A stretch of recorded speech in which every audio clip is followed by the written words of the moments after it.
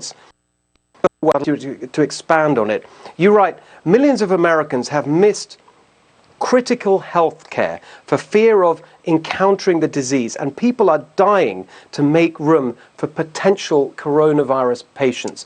In the UK, a leading cancer doctor said this week that in his view, we're already at the point in the UK where more people will die as a result of disrupted medical procedures than will be killed by coronavirus. Do you think we're at that point here in America right now? Well, here's what, thanks for having me. And here's what's being sort of overlooked with this focus, single-mindedness about stopping COVID-19 at all costs. When the hospitals and the clinics here decided to stop non-essential surgery, they were not talking about benign cosmetic surgery. They're talking about critical diseases. They're talking about things like 80% of brain surgery was not done. Half of people who had an acute stroke never went to the hospital for their emergency procedure. 85% of living organ donor transplants were not done during the same period this year compared to last at this time. We're talking about people missing cancer chemotherapy. 50% of people skipped their chemotherapy. Not to mention the misdiagnoses of unbiopsied tumors, missed childhood vaccinations. All kinds of acute and very important medical care was skipped for potential COVID patients, as well as because people are afraid to use medical care. Mm-hmm. So given all of that, and given your medical background, how do you put that together into a more rational response than I think we agree we're seeing in terms of prolonging the shutdowns? What in your view is a safe way to move on from where we are today? Sure. As you alluded to, we have a targeted vulnerable population. We know the risk of dying or even hospitalization and serious illness is extremely low for younger, healthier people. So the key here is to reinstate a targeted sort of a plan where we protect the vulnerable, and I mean extreme protection for people, particularly in nursing homes, and we give regulations and guidance to older people with chronic diseases and their family members. And then we realize that young people under 18 have virtually no risk of serious illness or death.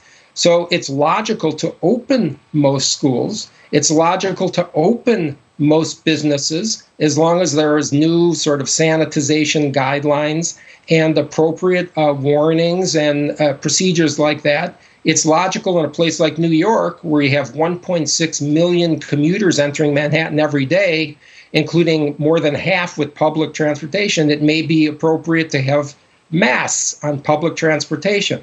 And as you sort of alluded to, an important point of this is that by having total population isolation, we are preventing natural immunity from developing. The way immunity develops in big populations is people get the infection, and it's fantastic that about half of people are asymptomatic.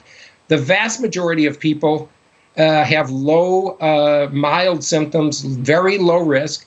That's great.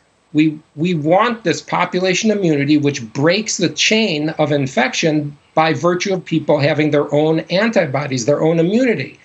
Now, it's true we don't know antibodies are going to be effective in preventing infection, but we don't throw out decades of virology literature, decades of knowledge, even about the coronavirus family itself, when we know that that's how immunity is obtained in a population. That's the rationale for giving widespread immunizations, to have the so-called herd immunity. And that is actually underlying the excitement by scientists about one potential therapy, that is transfusing people who've had the infection, taking their antibodies, their serum, and giving it to patients. That's the reason that's a promising technology.